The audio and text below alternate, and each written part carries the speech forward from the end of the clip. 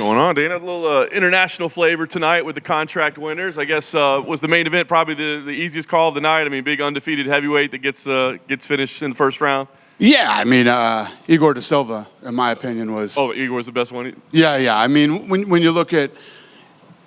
First of all, like I said out there, 20 years old is way too young. Guy's been fighting for 5 years at 20 years old. His first fight was when he was 15. He's 8-0, 100% finish rate, 4 knockouts, 4 subs. Went in there and looked incredible. And, this kid is also a champion in jungle fights, so he's had 5-round experience too. Where do you find a kid 20 years old that has all of that? Nowhere.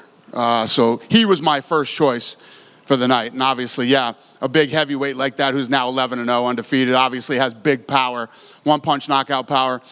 And at his age, he's a guy you can throw. That's what I liked about a couple of, I got a guy that's too young, and I got a couple of guys that can be thrown right into big fights right now.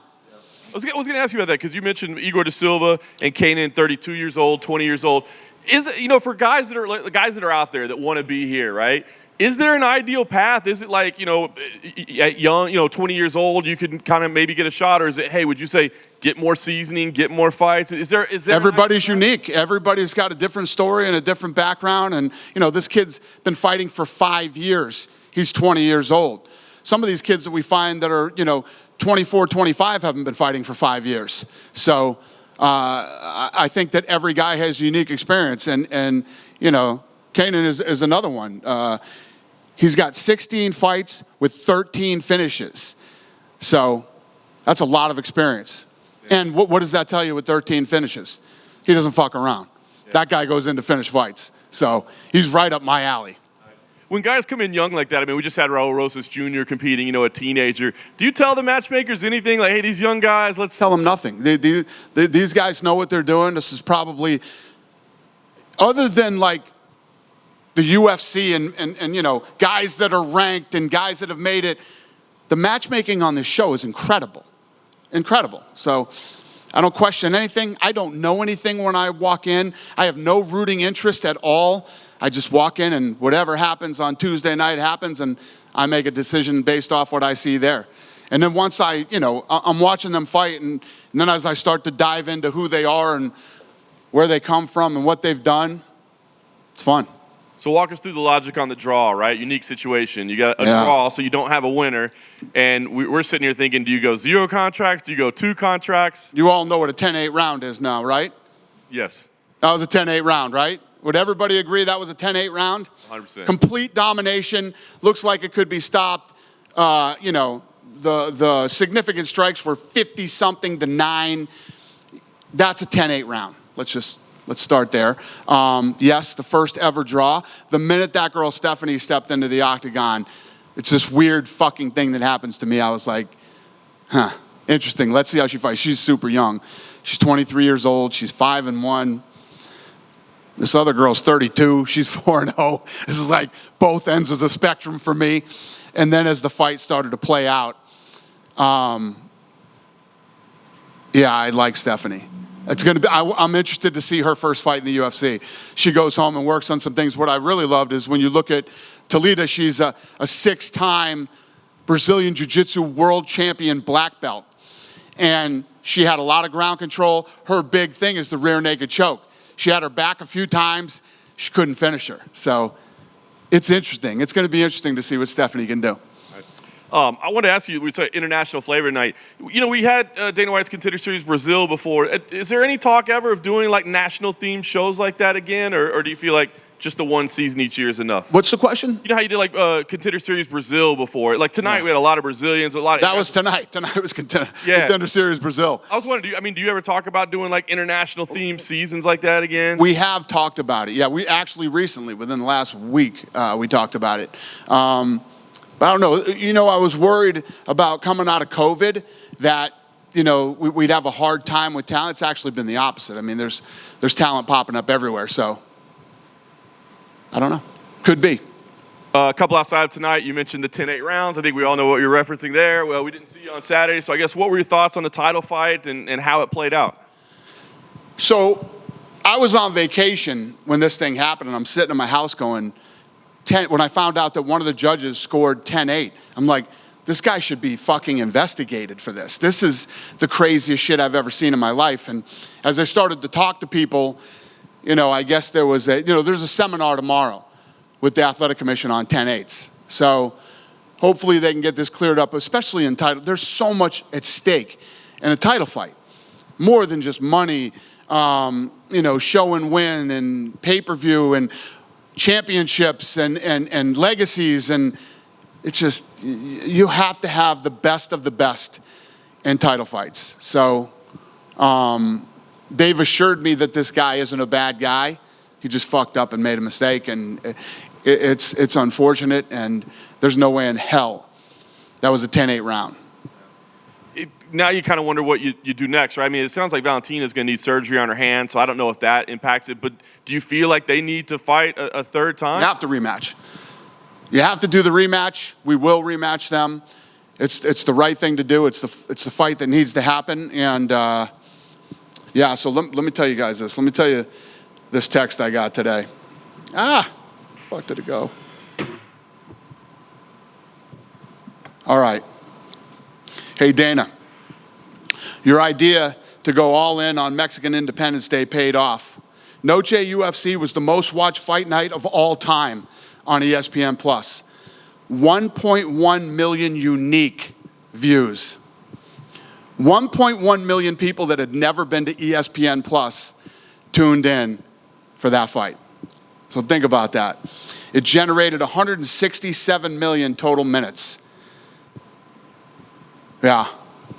And it did 3x the average viewership minutes watched on the Spanish feed.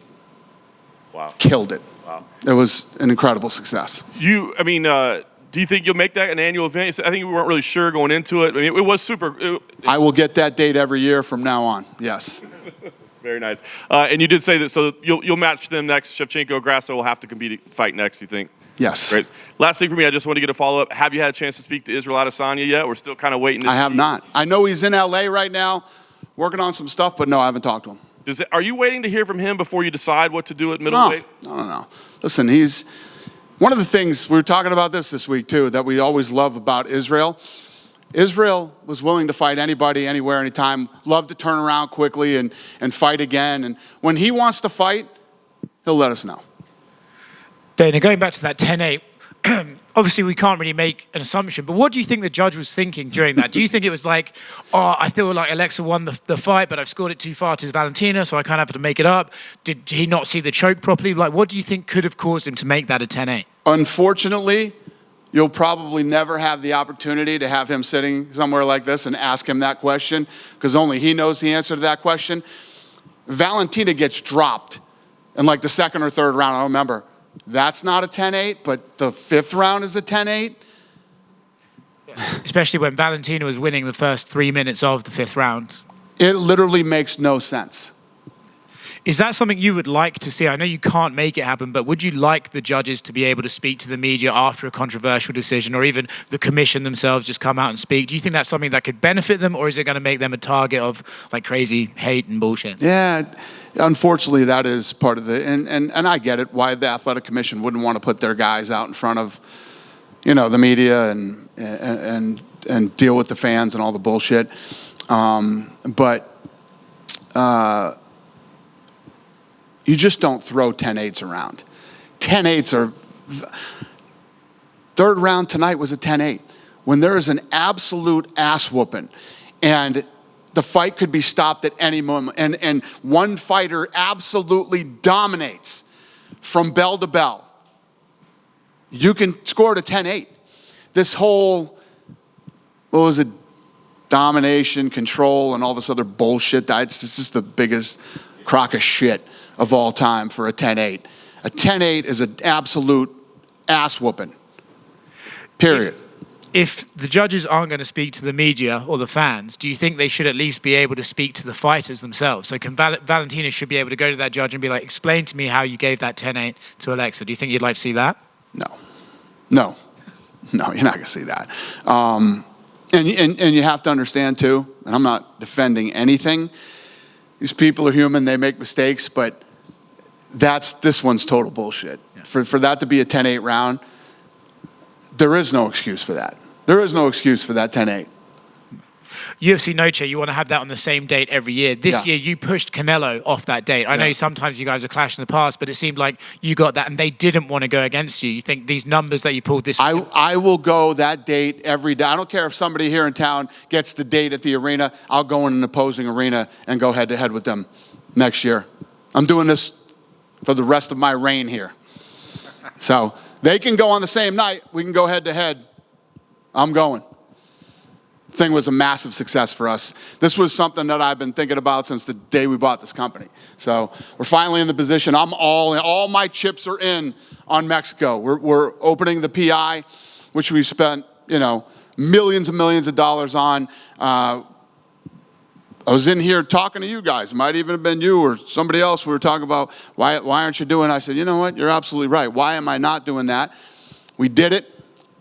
It was huge, and we'll do it again every year, regardless of whether boxing goes or doesn't go. I will go head-to-head with them every year. Awesome. Thank you. Hi, Dana.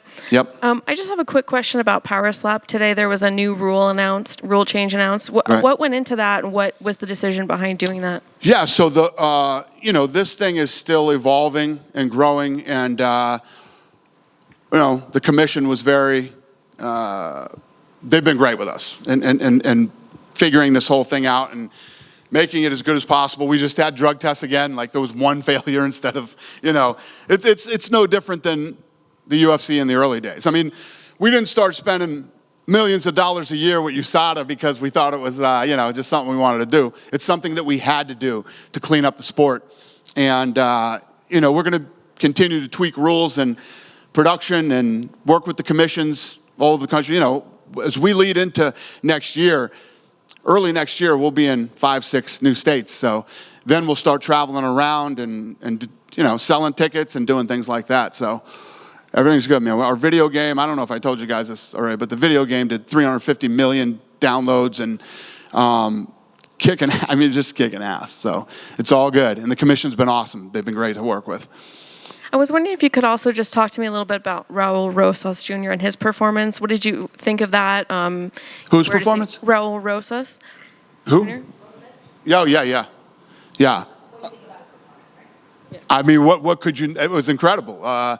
He came out and absolutely dominated. A real guy, tough guy, and looked good doing it. He got the pop. So I don't know what it was like for you guys, but on my social. I'll give you an example, like the face-off between Valentina and Alexa did 1.5 million views in less than 24 hours. He did 3 million views in less than 24 hours. He doubled what the main event did and destroyed the rest of the card as far as views. They love that kid. Do you think we could possibly see him maybe headlining a fight night coming up soon? Maybe have a youngest headliner? After what happened on Saturday night, we're going to Mexico. So, yeah. I don't think he won't be headlining Mexico, but he'll be there. So we're already in the works on the Mexico fight. Thank you. You're welcome. Going back to the Noche UFC, the outdoor weigh-ins and that Q&A, what did you think about that? Did you like that? And is that something that's going to be part of it going forward? Well, we've done it before. We've done that before. Many times in different cities. But, yeah, that's always a winner when the weather's right. Yeah. And then last thing, just to clarify, you talked about how Grasso, for sure, we want to have that rematch. If the injury of Shevchenko and the surgery of the recovery is long, are you still going to hold out and make that rematch? No, we're comfortable with where she's at as far as her injury is. We're comfortable with it. That should probably start striking again in 3 months or a little less. Yeah. Yep, all good. Dana, as you mentioned, you want to go back to Mexico, and it was announced on the broadcast that the plan is for 2024. It could be like first quarter, or could it be at the same time as the PI opening? No. No, it's going to be separate events. And, unfortunately, believe me, I would love to have it coincide with the opening of the PI, but the timing's not going to work on that. And what are the odds for Alexa to be, right now you still have a champ, now we realize that it could be like a fight night or another Noche UFC in Mexico City. What are the odds for her to be like defending the belt in Mexico this time? Very good. Very good. So it will depend on when Valentina is going to be. Is what? It will depend on the timing on Valentina's injury to go back to No, Mexico. I think that Valentina can start striking in under 3 months or 3 months. So we're good. We spoke for the first time about having this Mexican not in the pens because it was about Cinco de Mayo in March. So can you take us about the process of what happened with your team when the first time you told them, I want to do this, I want to take this Mexican dates from boxing. I think we can compete now. We have enough talent. Can you tell us about the process of what happened during this year? I don't want to take the dates from boxing. They can do whatever they want to do. You know what I mean? It's not like, oh, I'm going to take this date now. You can't have it. You guys can go at the same time. You can do whatever you want to do. You know what I mean? So, yeah, I mean, as soon as I said, yeah, why are we not doing this? We should do this. We went right back to the office the next day and started working on building the card. And, you know, we built what was Saturday. There was a few, like, unique things for Noche, like the graphics and the music during the cuts and everything, and even the jersey. Have you seen the jerseys are around $600 now? I mean, they sold out like early in the card, and then like people paying $600, $700 for the green jerseys. I heard about that, but I didn't see them. I didn't see that. Yeah, they're on eBay around $700 today. Are they really? Oh shit! All right. We got a box back here. Yeah, so this was our first time out, and you know how we operate. It'll get better every year. We'll make it bigger and better every year that we do it. We're all in on this thing. Thanks a lot, Dana. All right. Just to follow up on Noche, obviously it was free this year. Do you see that staying the same every year, or do you think eventually it'll be so big? What? UFC Noche. Do you think it'll be stay free, or can you see it becoming a pay-per-view? Yeah. I mean, just like everything that we do, it will evolve and get better and grow and get bigger. And with the opening of the PI, and it's just, every time I say this to you guys, am I wrong? Watch what we do in the next 3 years down in Mexico. Watch what we do in the next 3 years. Dana, can you explain a little bit more on why you passed on Daniel Allen? Was it just was it his record? Was it his age? No. Listen, he didn't get a finish. Yeah, nope, none of that. I look at people, and for example, you know, Stephanie, right? Young, this, that, but I in that fight tonight, she was aggressive. She tried to finish the whole time, stuffing shots, and I think she was on the ground for 6 minutes and 27 seconds with a 6-time Brazilian Jiu-Jitsu world champion, whose thing is the rear naked choke. She stayed out of it the whole time. She was dominant on the feet, aggressive, and I just saw something in her that I liked, and I think she can be somebody. Now, Daniel Allen, so he goes in, you know, if he didn't wrestle tonight. He had to stand up. He was in there with a damn good wrestler. There were a lot of fouls in the fight. He is 4-0 and he's 31 years old, and he needs more time. What I did like about him were all the things that I said. He's undefeated. He's 5-0. He's a 2-1 dog. He proved the odds makers wrong tonight, and everybody who bet against him tonight, he proved them wrong. And he just needs some more time. I think with some time, I think we'll see him again. Did Daniel Cormier almost convince you to sign him? No.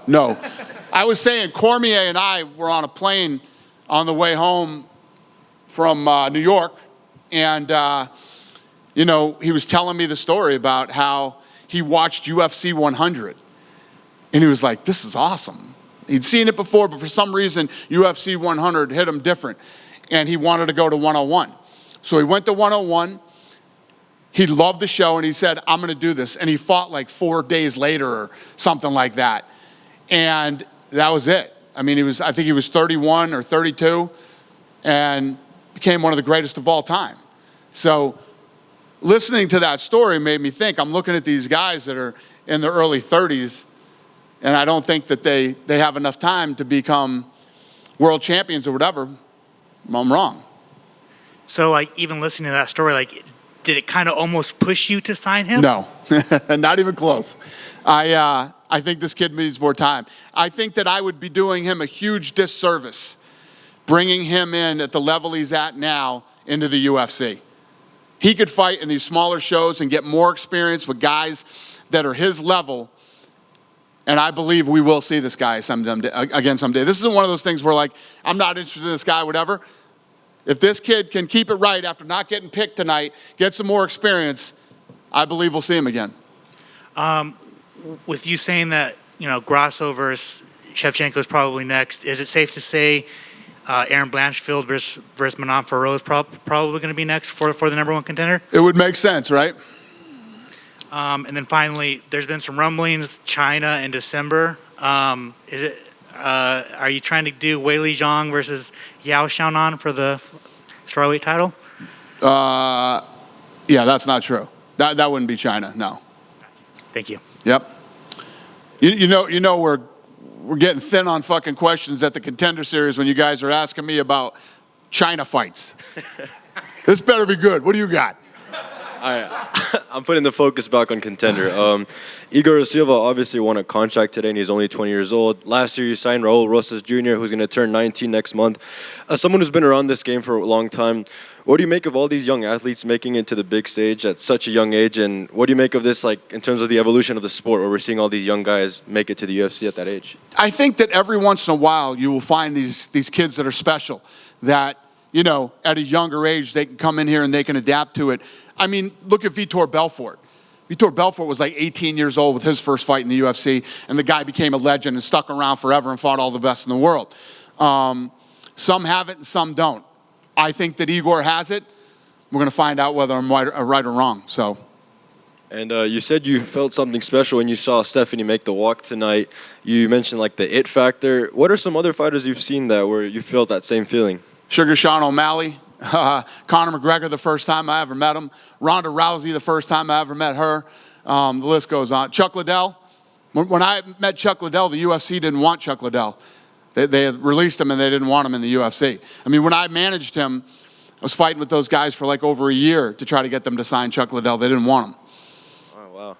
And I wanted to put the focus back on Noche UFC for a second. There was a prelim fight between Lacerda and Chairez where referee Chris Taglioni stopped the fight when he thought Lacerda went out. I'm not sure if you saw that. After review, they made the decision, and indeed he was not out, and they called it a no decision. What'd you make of all of that? Yeah, listen, it's unfortunate. It sucks when that stuff happens. But when you think about what instant replay was meant to do, why it was, why it was put in place, it did what it was supposed to do. And I know you just kind of bashed on that China stuff, but there's also rumblings about Ireland in December. Is that true? You had to fuck this whole thing up, didn't you? You were on point. Now we're in fucking Ireland? I have no idea if we're going to Ireland yet. You blew it, kid. You blew it. Does anybody else have any other stupid questions for me tonight? Thank you. Have a good night.